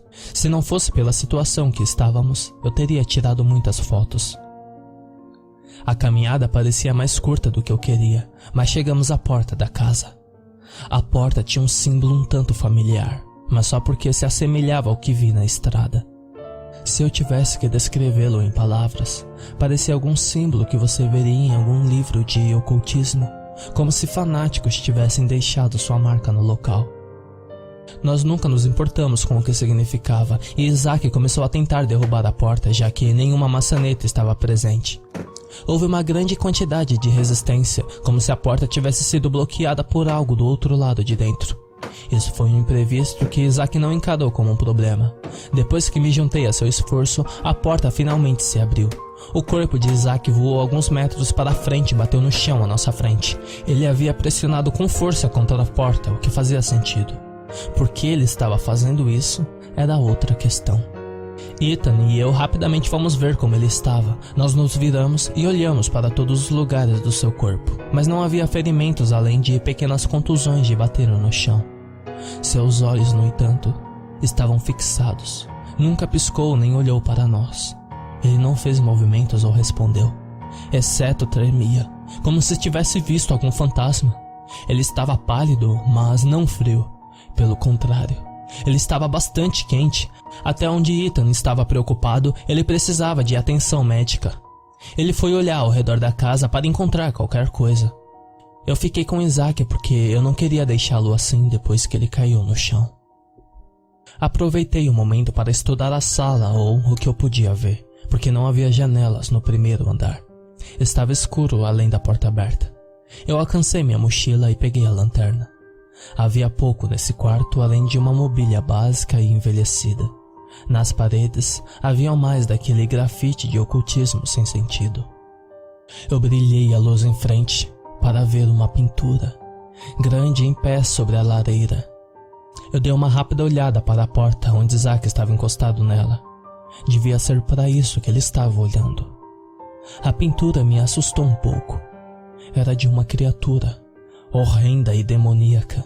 Tinha um rosto que parecia ser um homem, mas a maior parte da pele estava queimada ou arrancada. Seus olhos eram de uma cor escura, uma que eu não consegui captar por causa da luz limitada da lanterna. Sua boca estava sorrindo abertamente, revelando uma série de dentes afiados e uma mandíbula estendida e curvada. As mãos pareciam como galhos de uma árvore com suas unhas finas e retorcidas. Seus olhos sinistros ainda fixavam aos meus, como se conhecesse minha alma, meu desgosto e meu medo. O som de um baque no segundo andar me saltou e me tirou para meu transe sombrio. Peguei minha lanterna e subi correndo as escadas para verificar Ethan, ansioso para sair do quarto. De qualquer lugar era melhor do que estar perto daquela pintura. Havia apenas 2 quartos no andar de cima, conectados por um pequeno corredor. Corri para a porta à direita, que era apenas um quarto vazio e decadente. Corri para outra porta à esquerda e encontrei Ethan no chão, ofegando rapidamente. O levantei e tentei falar com ele, mas ele só respondeu com respirações sem palavras. Eu agarrei seu braço para ajudá-lo e parecia que ele havia se queimado. Segurar seu braço parecia muito doloroso, mas eu consegui superar na adrenalina do momento. Eu o arrastei para fora do quarto e pelo corredor. Ele ainda podia andar, mas ele tropeçaria e perderia a respiração facilmente. Eu o ajudei a descer as escadas e nós ficamos horrorizados com a visão. Isaac estava morto no chão. Suas roupas tinham sido queimadas e sua pele também estava gravemente queimada.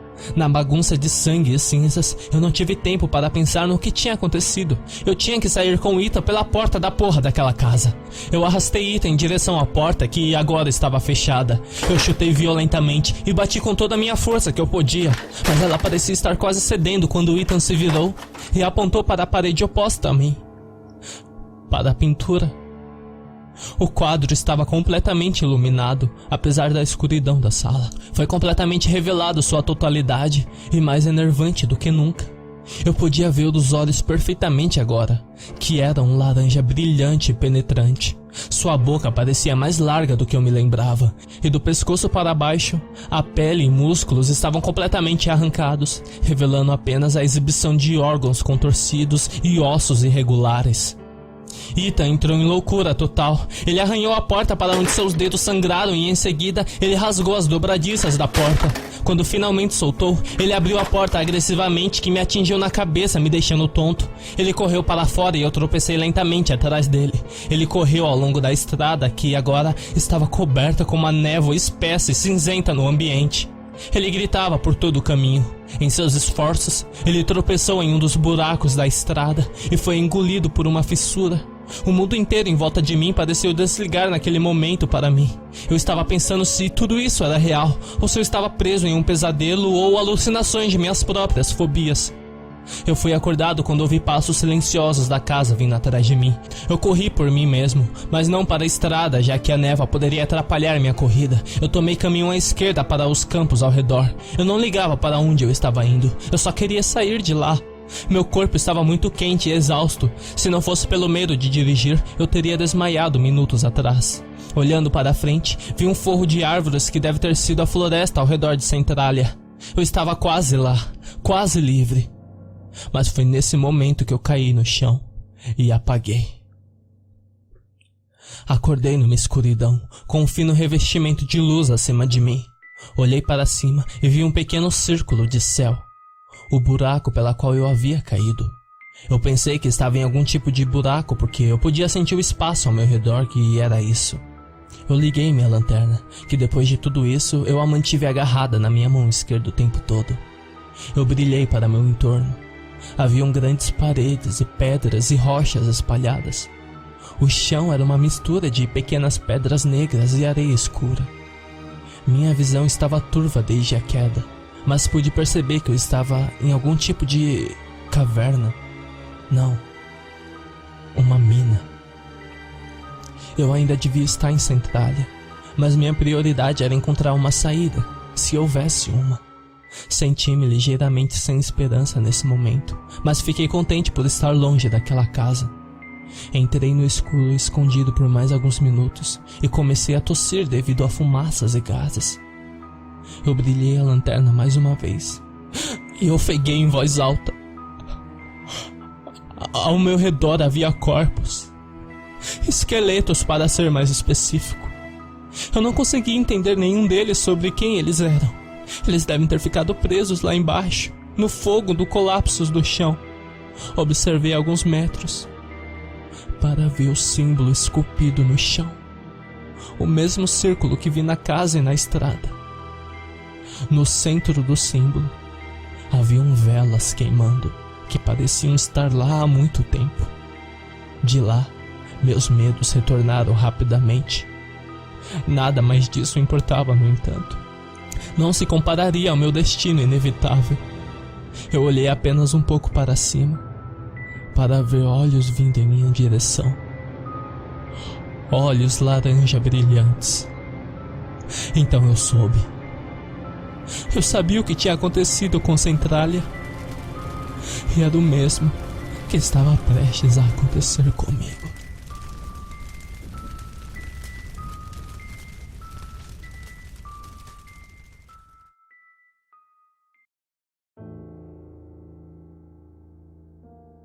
Eles chamaram de Experimento Anubis, um nome perfeitamente sinistro para seu propósito: matar temporariamente pessoas em uma tentativa insana de entrar em contato com Deus.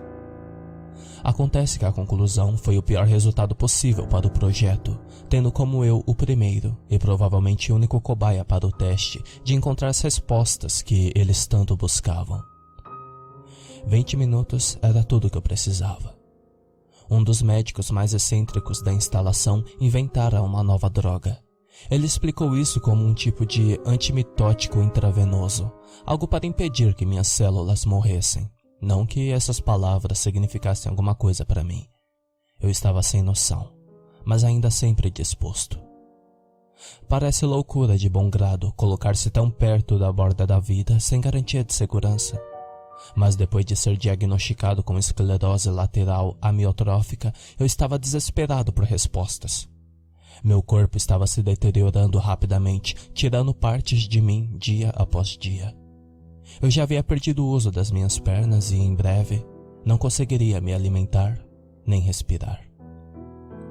As perguntas que eu tinha sobre a vida após a morte seriam respondidas com a ajuda do Dr. Miller, um homem parecido mais como o personagem Frankenstein do que um médico legítimo.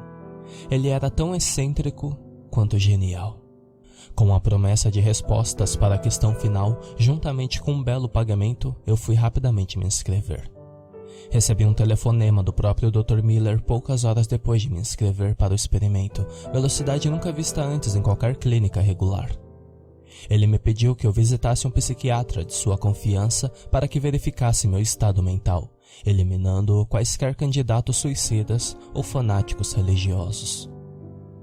No dia do experimento, eu estava conectado a mais cabos do que tinha de superfície de pele. Várias máquinas que eu não conseguia nem começar a entender estavam ao meu redor, fornecendo avisos sonoros para avisar que eu ainda estava vivo. Eles precisariam fazer uma craniectomia durante o experimento, abrindo meu crânio e cutucando com eletrodos para verificar se havia alguma atividade acontecendo enquanto eu estivesse morto. Miller segurava uma pequena seringa com um líquido transparente. Eu achei engraçado como eu esperava algo mais óbvio para me matar.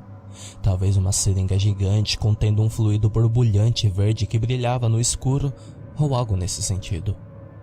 Assim parecia tão anticlimático. Isso vai doer muito. Essa é a sua última chance de desistir. Miller disse calmamente, sabendo que eu não desistiria. Eu havia assinado todos os documentos e estava informado sobre o procedimento de morte, reanimação e o tempo que eu gastaria sendo colocado sobre um microscópio tendo todos os meus aspectos a ser investigado. Dor não era o que eu temia, mas morrer sem resposta sim seria uma tortura. Mas meu crânio já está aberto, eu brinquei. Se eu fosse morrer, eu queria que minhas últimas palavras fossem, pelo menos, divertidas. Mas ninguém parecia compartilhar desse sentimento. Sem mais delongas, injetaram a substância no meu braço. No segundo em que o líquido entrou em minhas veias, ele queimou como uma colônia de formigas de fogo que se rastejava sobre minha pele. Apenas alguns segundos se passaram antes que meu coração parasse. Um momento que se seguiu.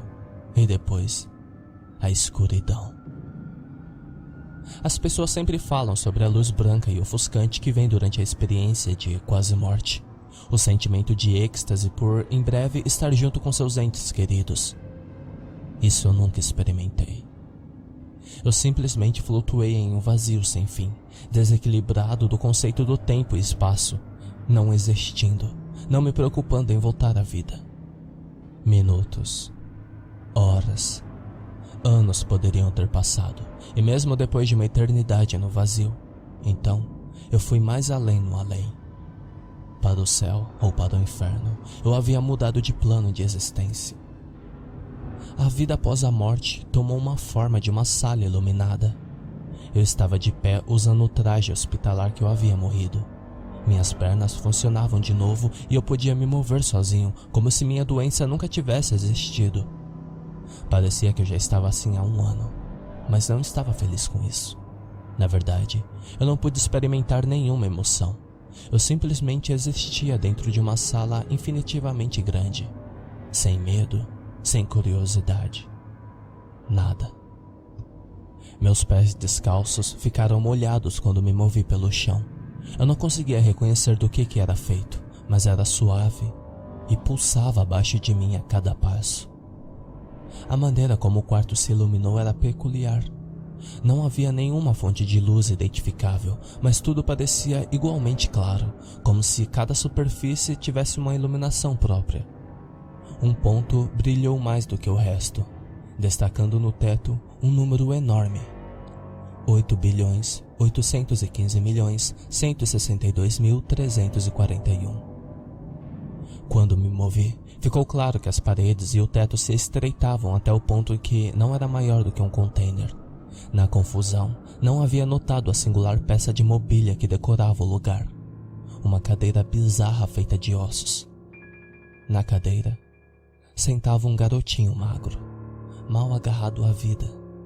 Gavinhas negras o ligavam ao ambiente, com movimentos pulsatórios surgindo dele. O lugar inteiro estava se alimentando da criança. Estar lá e ver uma representação tão fraca da vida quase me fez esquecer que eu tinha acabado de ser morto, mas não conseguia sentir nada pelo garoto de aparência doentia. "Olá?" eu perguntei baixinho. A criança lentamente levantou a cabeça para mim, seus olhos estavam arregalados em uma mistura de medo e surpresa. "Como você chegou aqui?" ele perguntou com uma voz tremendo. "Eu não tenho certeza, eu acho que eu estou morto." Eu gaguejei de volta. As palavras pareciam reais enquanto eu falava. Minha memória estava nebulosa. Eu conseguia me lembrar vagamente do experimento que participei e da injeção letal que Miller me deu, mas parecia mais um sonho lúcido do que uma parte crucial da minha vida. "Você é um deles?" ele perguntou nervosamente. "Como assim um?" Eu não consegui terminar. De alguma forma ele sabia o que eu estava prestes a dizer. "Você não deveria estar aqui. Eles vão nos encontrar." Ele levantou-se da cadeira, rasgando as covinhas quando se libertou. Um líquido preto e espesso saía de cada extremidade. Ele parecia surpreendentemente ágil, considerando que ele consistia apenas de pele e osso. "Nós temos que sair daqui. Se você encontrou o caminho até aqui, eles podem ter seguido você." "O quê? Espera, quem são eles?" "Os criadores." O menino puxou meu braço. Seu toque queimou minha pele. Eu podia sentir a sensação de carne queimada, mas não conseguia sentir a dor. De alguma forma, ele deixou uma marca no meu braço. A impressão não se parecia com nada com que a mão me tocou. Era um símbolo estranho que eu não conseguia decifrar. "Depressa!" Corremos em linha reta em direção à parede. Ao nos aproximarmos, ele simplesmente se retraiu, quebrando-a para formar uma porta, com as gavinhas escorrendo gosma preta como lágrimas. Os corredores internos eram escuros e úmidos, com espaço insuficiente para que um adulto pudesse se curvar para passar. Com cada passo e toda vez que me inclinava contra as paredes para me apoiar, ela pulsava, se contraindo reflexivamente com o meu movimento. Depois de um curto prazo, finalmente entramos em uma sala exatamente como a primeira, exceto o número lido agora: 8.815.162.342. Nós estamos seguros aqui? Não, mas nos dará algum tempo. Então, de quem exatamente estamos nos escondendo? Quem é você? A criança parecia triste com a minha pergunta. Me desculpe, eu fiz o que pude para esconder vocês. Me esconder? Não só você, mas a humanidade. Do que você está falando? Shhh. A criança escutou atentamente o corredor pela qual acabamos de emergir. A parede viva estava crescendo de novo sobre ela, sem deixar rastros de uma passagem que jamais existira. Quem é você? Sem responder, a criança agarrou meu braço novamente, exatamente no mesmo lugar de antes. Só que dessa vez, eu podia sentir a sensação de queimação fluindo em minhas veias, irradiando em direção ao meu pescoço. Eu sentia alegria diferente de qualquer coisa da vida real e, de repente, eu sabia o que ele queria me dizer. Por um breve momento, eu sabia de tudo. Você é Deus? Eu meio perguntei em uma afirmação. Esse é apenas um dos muitos nomes dados a mim pela minha própria criação. Mas não sou um ser infinito, onipotente e onisciente como você acredita. Por que você se parece como uma criança? Percepção. Sua consciência me deu essa forma. E quanto ao paraíso e inferno, esta é a vida após a morte? O menino riu. Não há nem céu nem inferno. Essa é uma fantasia criada pela humanidade. Eu te fiz porque eu acreditava que você poderia ser como eu. Mas os criadores tinham outros planos. É por isso que eu tenho escondido vocês por tanto tempo. Mas que planos? Porque os humanos não são nada além de escravos. Assim que você termina seu tempo na Terra, você é usado como peça de reposição para que os criadores possam existir em uma forma física. Eles são tão poderosos, mas não desejam nada mais do que apenas viver e sentir tudo como um ser humano. Eles precisam da sua energia, que vocês criativamente chamam de alma, escondendo vocês antes que eles pudessem me alcançar. Eu não tenho certeza de como você chegou aqui. Talvez simplesmente não seja a sua hora de morrer, ou talvez alguém tenha te enviado aqui de propósito. Mas, antes que eu pudesse terminar meu questionário, fui interrompido. Sem mais perguntas até que você me responda uma das minhas. Essa declaração me impediu. O que Deus precisava saber sobre alguém como eu? Como você chegou aqui? Houve um experimento. Um médico me injetou uma droga que me mata temporariamente. Por que você concordou com isso? Eles queriam que eu encontrasse Deus. Eles estão tentando encontrar você. Seu tolo, isso é um erro horrível. Como você não pode ver? A raiva e desapontamento se iluminaram em seus olhos, queimando minha alma como fogo violento. A vergonha e a autoaversão que despertou em mim veio sem precedentes. Eu não precisei fazer mais perguntas. A informação estava sendo forçada em minha mente. Quantidades implacáveis de conhecimento ocupavam cada pensamento meu. Apesar de estar morto, a dor agora era real. Deus me mostrou o rosto dos criadores. Ele me mostrou o que eles fazem conosco depois que morremos. Eles pegam o que resta, nossas almas, nossa carne, e permite que eles andem temporariamente na terra, disfarçados de amigos, colegas, trabalhos políticos e médicos com a propensão de experimentos obsessivos. Não diga nada a eles. foram as últimas palavras que Deus falou comigo. Assim que ele falou essas palavras, antes que eu me afastasse, me puxando de volta pelo vácuo com uma força incrível, e antes que eu pudesse processar o que estava acontecendo, acordei com um suspiro do meu próprio corpo, deitado em uma cama de hospital, no mundo real. "Oh, você acordou!" Dr. Miller exclamou com uma alegria quando me viu abrir os olhos, embora não estivesse morto há 19 minutos como eu esperava. O experimento me colocou em coma por 3 semanas após a injeção. Eu não respondi, apenas mantive minha boca fechada enquanto tentava descobrir se tudo tinha sido apenas um pesadelo lúcido.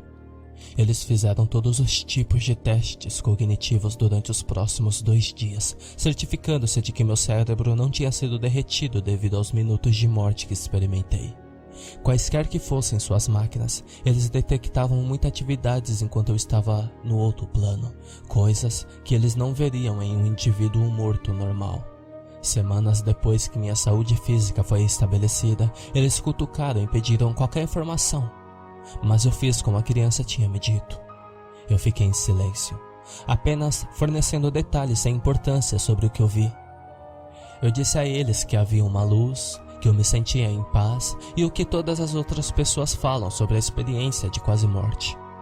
Por fim, desistiram e me mandaram para casa, pedindo para que eu entrasse em contato caso lembrasse de algo útil.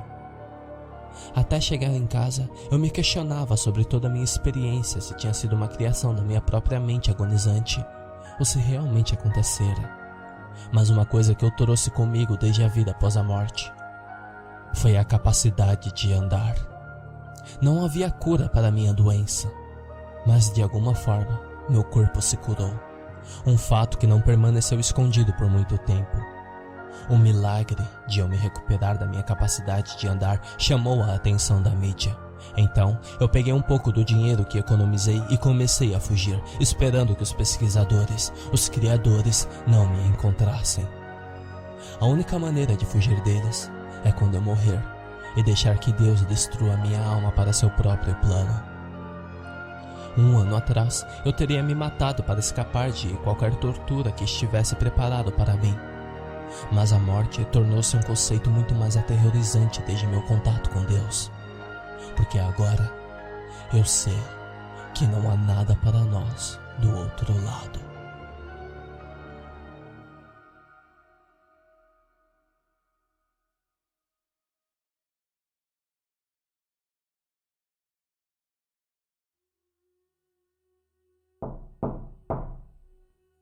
Bem, o que você está fazendo aí? Eu olhei brevemente para a porta onde minha esposa estava do outro lado. Eu já vou sair, só mais 1 minuto. Não havia sentido em responder a sua pergunta. Ela sabia o que eu pretendia fazer. Tenho certeza. E ela não gostava. Ela não entendia. Porque ela queria que eu esquecesse o passado e seguisse em frente. Meus olhos deslizaram de volta para o meu celular, onde ficaram colados na tela por mais 4 minutos. Eu tinha vasculhado a internet há meses procurando arquivos do julgamento, mas tudo o que podia encontrar foi um segmento de 6 minutos que havia sido televisionado em um programa do Investigação Discovery. Eu assisti tantas vezes que eu conhecia cada detalhe de cada segundo, mas ainda assim eu assisti, porque eu precisava de uma resposta. A câmera estava atualmente focada no júri. Estavam todos se inclinando para a frente e concentrando-se no testemunho do perito criminal.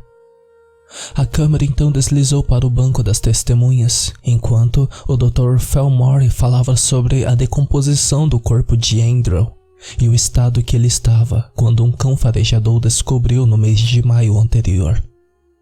Em seguida, Dr. Felmore foi até o retroprojetor.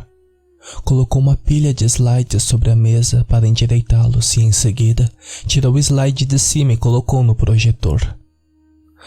Uma fotográfica do corpo nu de Andrew mostrava na tela, e todo o tribunal ofegou.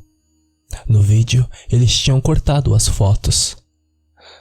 Mas eu lembrava eu lembrei o que havia nelas.